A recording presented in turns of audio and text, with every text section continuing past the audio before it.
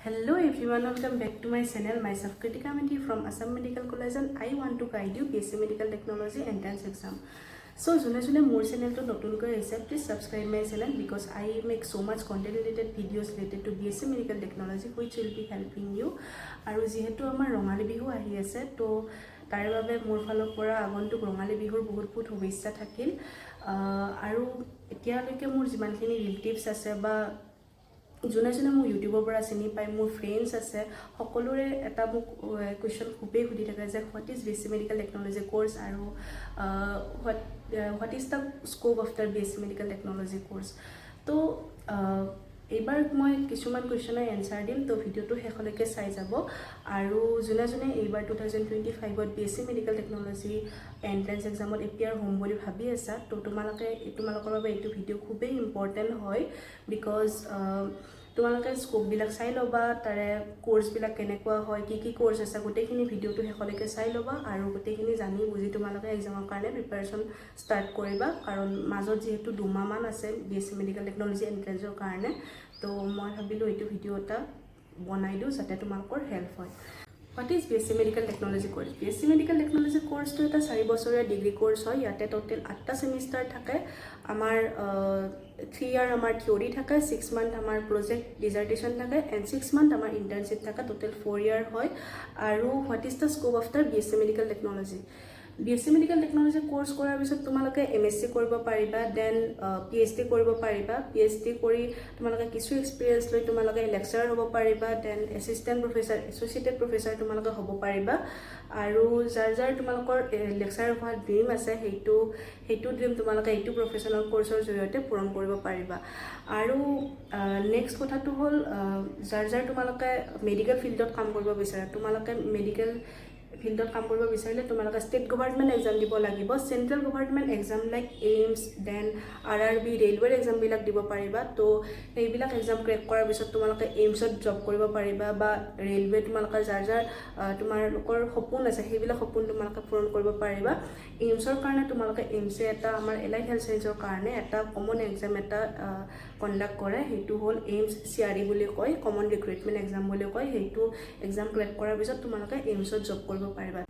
BSc medical technology course আমাৰ অসমৰ 4খন medical কলেজত আছে Guwahati medical college Assam medical college Silchar medical college and Jorhat medical college total 4খন মেডিকেল কলেজত BSc মেডিকেল টেকন'লজি কোৰ্ছ আছে আৰু আমাৰ BSc মেডিকেল টেকন'লজি কোৰ্ছৰ আণ্ডাৰ টোটেল 12টা কোৰ্ছ আছে আৰু ইয়াৰে 12টা কোৰ্ছৰ ভিতৰত তোমালোকৰ BSc in operation theatre technology যিটো মই কৰি আছোঁ BSc in ICU technology BSc in radiographic and emerging technology BSc in laboratory technology bachelor in physiotherapy, bachelor in optometry, BSc in dialysis technology, BSc in cardio technology এনেকৈ মানে তোমালোকৰ total 12টামান course আছে তো তোমালোকে নিজৰ ইচ্ছামতে কোৰ্ছবিলাক চুজ কৰিব পাৰিবা after BSc medical technology entrance exam আৰু সেইটো তোমাৰ মানে মই যে ক'লোঁ চুজ কৰাটো তোমালোকে এইটো কাউন্সিলিঙৰ টাইমতে পাৰিবা তোমালোকৰ যদি ভাল ৰেংক থাকে তোমালোকে তেতিয়া ভাল এটা কোৰ্ছ ল'ব পাৰিবা ডিমাণ্ডিং কোৰ্ছ এটা ল'ব পাৰিবা আৰু ক'বলৈ গ'লে গোটেইখিনিয়ে ডিমাণ্ডে হয় BSc মেডিকেল টেকন'লজি কোৰ্ছৰ আণ্ডাৰত যিমান কোৰ্ছ আছে সেইখিনি গোটেইখিনিয়ে ডিমাণ্ড হয় তো তোমালোকে যিটো ভাল পোৱা সেইটো তোমালোকে কোৰ্ছ কৰিব পাৰিবা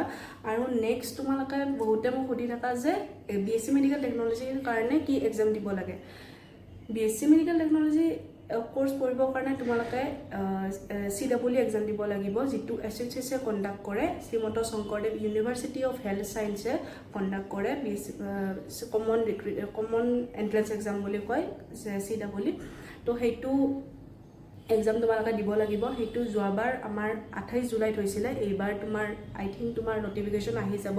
জুন মানত তো এমাহমান আগত তোমালোকৰ BSc মেডিকেল টেকন'লজিৰ নটিচ আহি যায় তো তোমালোকৰ হাতত আৰু 2 মাহ আছে তো 2 মাহ তোমালোকে ভালকৈ পঢ়িবা বেছিকখিনি কুৱেশ্যন আহে বেছি টাফ কুৱেশ্যন নাহে বেছিক কুৱেশ্যনবিলাক আহে NCERT ফ'ল' কৰিবা সেইখিনিয়ে আৰু নেক্সট এক্সাম পেটাৰ্ণ কি হয় এক্সাম পেটাৰ্ণটো হ'ল তোমাৰ টোটেল 100 মাৰ্কৰ হয়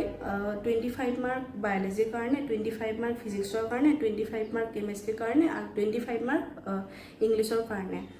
আৰু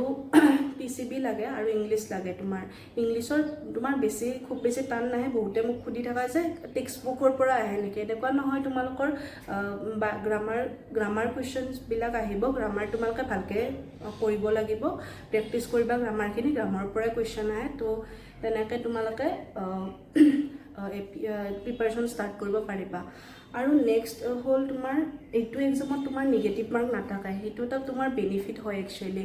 আৰু বেলেগ এক্সামতো তোমাৰ নিগেটিভ মাৰ্ক থাকে তো মানে ইয়াতে আমাৰ BSc মেডিকেল টেকন'লজি CWত তোমাৰ নিগেটিভ মাৰ্ক নাথাকে তো তোমালোকে টেনশ্যন নোহোৱাকৈ তোমালোকে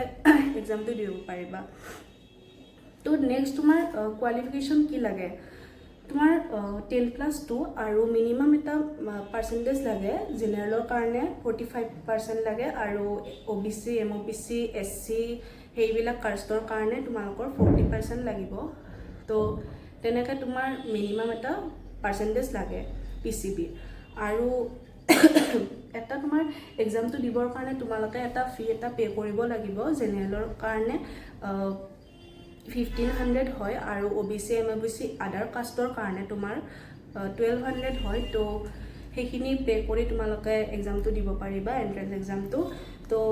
চিট কিমান থাকে বহুতে মোক কৰি থকা চিট কিমান থাকে BSc মেডিকেল টেকন'লজি কোৰ্চত তোমাৰ টোটেল বহুত কম চিট থাকে গোটেই কোৰ্চ মিলি তোমাৰ 250টামান থাকে তাৰে তোমাৰ গোটেই ডিপাৰ্টমেণ্টৰ মানে পাৰ ডিপাৰ্টমেণ্ট 30টামান আছে মানে আমাৰ অপাৰেশ্যন থিয়েটাৰত BSc অপাৰেশ্যন থিয়েটাৰ মই যিটো কৰি আছোঁ তাতে আমাৰ অল আছামত তোমাৰ 30 চিট আছে তো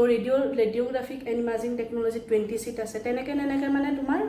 গোটেইখিনি ডিপাৰ্টমেণ্ট মিলি তোমাৰ 250টামান আছে তো এটা ভাল ৰেংক এটা ল'লেহে তোমালোকে এটা ভাল এটা কোৰ্চ এটা চুজ কৰিব পাৰিবা নিজৰ ইচ্ছামতে এটা কোৰ্চ এটা চুজ কৰিব পাৰিবা তো যিমান পাৰা এই 2 মাহত তোমালোকে বেচিক্সখিনি ক্লিয়াৰ কৰা আৰু মই নকওঁ যে বেলেগ তোমালোকে বুক ফ'ল' কৰা বা কিবা সেনেকৈ মই নকওঁ তোমালোকে NCERT-খনে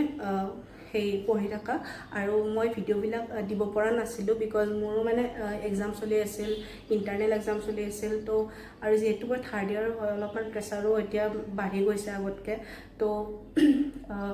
মই ৰেগুলাৰ নাছিলোঁ তো এইবাৰ অলপমান ৰেগুলাৰ হ'ব ট্ৰাই কৰিম তথাপিও তোমালোকে বস্তু মানে বেচিক্সখিনি ক্লিয়াৰ কৰি ল'বা আৰু তোমাৰ NEET MCQsবিলাক অলপমান চাবা প্ৰিভিয়াছ ইয়াৰৰ MCQsবিলাক NEET 36 ইয়াৰ্ছ বুলি 3খন কিতাপ পায় ফিজিক্স কেমেষ্ট্ৰি বায়'লজি তোমালোকে নেটত পাবা বা মই ডেছক্ৰিপশ্যনত তোমালোক নামবিলাক দি দিম মই কি হয় তো তাৰ পৰাও তোমালোকে চাব পাৰিবা লিংকটো দি দিম তোমালোকে তাৰ পৰা তোমালোকে বাই কৰিবা সেই 3খন বুক মানে মই যেতিয়া প্ৰিপাৰেশ্যন কৰিছিলোঁ তেতিয়া মানে মোৰ মানে বহুত হেল্প হৈছিলে তো সেইখিনি তোমালোকে পঢ়িবা আৰু কিবা যদি তোমালোকৰ ডাউট থাকে মোক ইনষ্টাগ্ৰাম ID মেডিক্ৰিটিকা বুলি আছে তাতে তোমালোকে মোক মেছেজ দিবা বা তোমালোকে সুধিবা কি তোমাৰ ডাউট থাকে কি কুৱেশ্যন থাকে গোটেইখিনি তো মই যিমান পাৰোঁ জলদি ৰিপ্লাই দিব ট্ৰাই কৰিম সেইখিনিয়ে আৰু ভিডিঅ'টো চাই যদি ভাল পালা প্লিজ লাইক কৰি দিবা আৰু যিমান পাৰা শ্বেয়াৰ কৰিবা জুনিয়ৰ্ছৰ মাজত ফ্ৰেণ্ডছৰ মাজত শ্বেয়াৰ কৰিবা সেইখিনিয়ে আৰু নেক্সট কি ভিডিঅ' লাগে তোমালোকে মোক কমেণ্ট বক্সত কমেণ্ট কৰি জনাবা থেংক ইউ